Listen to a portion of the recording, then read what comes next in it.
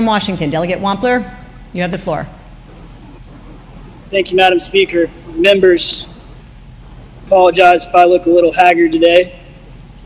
I'm tired, restless, I'm angry, but I'm not coming to you all out of anger. I know that doesn't get anything done in this body.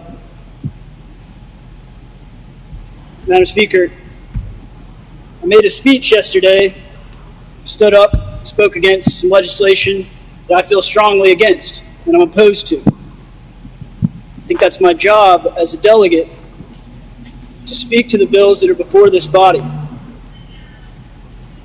Got a lot of you stirred up, and I think that's a good thing, because this is the most debate that's happened on the floor since special session started. And I probably shouldn't have talked about policy and the structure of this session in that speech yesterday. There are a lot of things that are bothering me. Madam Speaker, I heard yesterday that this is a process, this is a process, this is a process. Madam Speaker, there are a lot of us that are struggling with the process, and it's not the technology. It's not working an iPad, and it's not working a laptop. Madam Speaker, what I want to talk to the body about is structural, and it is mechanical. It's about this special session, how it's taking place. From the first day that we gavelled in here in Richmond at VCU, you all stepped on the rules that we set up to govern this body. We objected to going virtually, having this session in virtual format, and instead of abiding by that vote, you did it by a simple majority in a resolution. And that's okay. People of Virginia, they don't care about our rules. They don't care about the House procedures. They've got bigger fish to fry. And I'm with them in that regard. But it didn't just stop at the first day of the special session. As soon as committees started meeting, started getting reports of registered attendees, even pre-registered attendees. The people who really want to speak to these issues, to the members of this body and to the committees, they started telling us they can't be heard, and they're not being heard. This is a problem in an open government. Speaking of committees, Madam Speaker and members, we had an appropriations meeting this week, several, and that House bill on qualified immunity came up. The vote was such that it didn't report out of committee, or at least it shouldn't have by the rules. Most of the people that I've talked to thought that the bill was dead. Law enforcement from across the state thought that the bill was dead. But you all couldn't abide by that vote. And now the bill is before us for third reading today. Madam Speaker, it doesn't just stop at committees, though. Now, I may be young and I may be a freshman of this body. This isn't the first time I've ever been to Richmond. I've been coming up here and watching the legislature almost my entire life. I've seen Republican majorities and Democrat majorities in the House and the Senate come and go.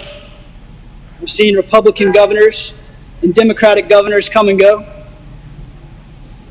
But what I have never seen in my life is what's happened twice now since I was sworn in as delegate back in January. And that is this Capitol be gated off and boarded up. The public prohibited from coming into our offices and interacting with us as delegates at a time when we're in session writing laws that are going to affect each and every one of them. We call ourselves a representative democracy. Where are the people that we represent? They're not in this Capitol. I heard you yesterday saying it was exaggeration and rhetoric. Look at the boards put up on the Capitol building. Look at the gates right behind me. This isn't rhetoric. This is what's happening. And I know what you're going to say, members from across the aisle. You're going to say these are unprecedented times. It's coronavirus. We've got to look out for the safety of our families and ourselves and others. I'm with you in that regard. I have a family too. But that wasn't the case in January. Coronavirus wasn't the fear of the day. The last time I saw boards put up on the Capitol and people prohibited from being in our committee meetings and in our offices, I saw gates go up with barbed wire on them. When 30,000 people showed up to say that they didn't approve of your gun reform agenda. I know that what I said yesterday on the floor didn't have any effect. I watched the votes. Party line on most of these issues, and that's okay. That's what I meant when I said I didn't know what I'm doing here. Because the things that I'm saying to other delegates aren't resonating. It doesn't feel to me that there is any compromise on these issues.